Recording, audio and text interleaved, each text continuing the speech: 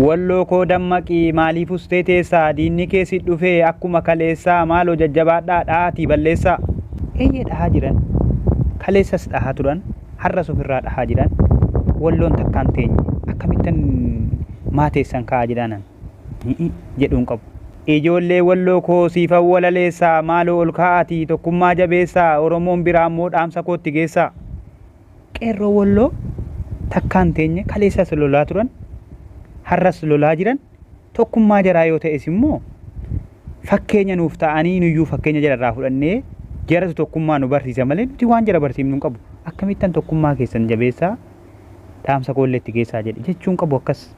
Ijoollee walloo koo hin sodaatinaa mee har'as nuuf galmeessaa seenaa akka kalee. Maal sodaatan? Hin sodaanne kaleessas seenaa galmeessaa turan har'allee seenaa galmeessaa jiru. Gara fuulduraatti illee qeerroo walloo seenaa ni galmeessu. Diina jalatti dhufee takkaa laphees hin baanne rasaasas hin sodaanne itti laataa jiran ofirraas qolataa jiran duuba akkamittiin akkas ta'e. Qalama bitadheen walaloo barreessaa jechoota filadheen yaada siif tarreessaa qeerroo walloo kootii meemeena dhageessaa. Sila ijoollee walloo caalan walaleessa moo ijoollee walloo caalan immoo yaada gaggaarii namaaf dhiyeessa moo jara caalan immoo waa beekaanii jaratti waa himuu barbaada. La gonkuma jara yoo taate wanni narraa eegamu waan an danda'uun cinaa dhaabbadhee gargaaruuniin alatti jaraan ka'a, jaraan qabsa'a, jaraan loladha, akkanatti lolaa jechuun danda'u. Dhugaa dubbachuudhaaf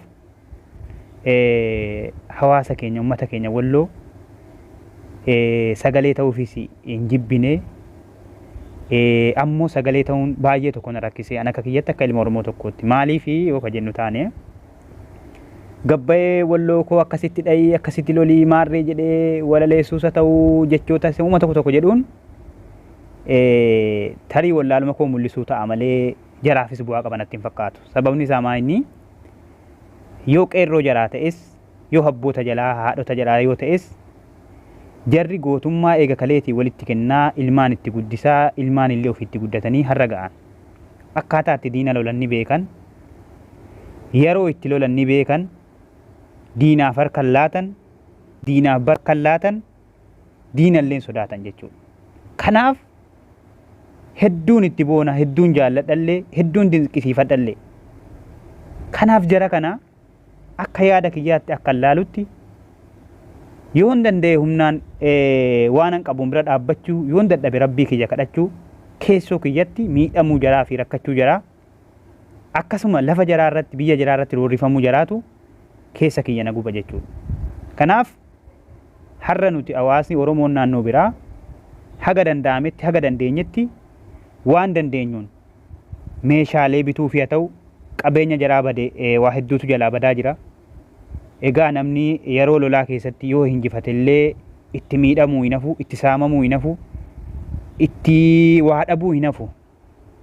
Kanaaf bakka miidhama jaraa beeknee rakkina jaraa beeknee fi hanqina waan jaraa hanqate godhuu fi eegas rabbiin kadhachuudhaan jara biraa haa dhaabbannuun dhaamsa kiyya akkan ilaaletti akkan hubadhetti akkan xiinxaletti kan jara barbaachisu dubbiidhaan jajjabaadhaa akkasii isin akkanaa jechaa oolurra haga danda'amne waan qabnuun osoo humna taanee fi akka itti lolan ni beekan kaleessas lolataa turan har'as lolataa jiru gara boriitti illee gara fuulduraatti illee warra lolatuudha malee warra duubatti deebi'ullee miti warra baratee barsiisuu danda'uudha malee warra sichi baratu yookaan nuti barsiifnu miti jechuudha. Kanaaf warroonni waan dandeessanii bira dhaabbachaa jirtan galatoomaa ammas nuti hawaasni kutaalee biraa akkasuma warroonni ala jirru kun haga danda'ametti osoo walitti siqannee waan qabnuun walitti birmannee humna taanee fi hedduu natti tolallee hedduu bareedaadhallee hedduu fudhatamaadhallee jedhee yaadan.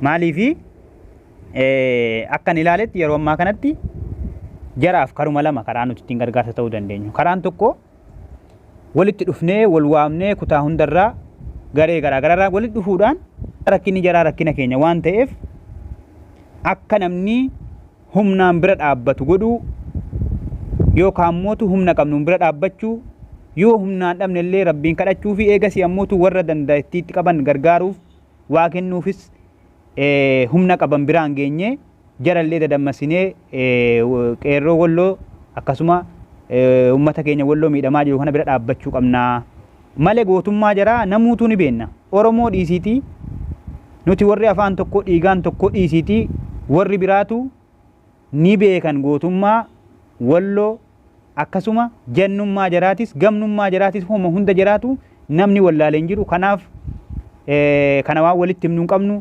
jarallee waan itti himnu hin qabnu lolaa jiran humna ta'uu fi akka jarri jajjabaatan miidhama jaraa beeknee bira dhaabbachuu qabnaan dhaamsa kiyya yookaan yaada kiyya galatooma.